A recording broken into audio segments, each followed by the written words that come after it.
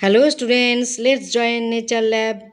This is a physiological phenomenon of a plant body. This plant body is hibiscus species. The process is transpiration. Transpiration is the evaporative loss of water by the aerial parts of the plant such as leaves etc. in the form of water vapor. Very nice.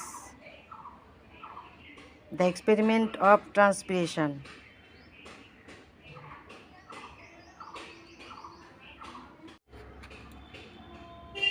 Water vapor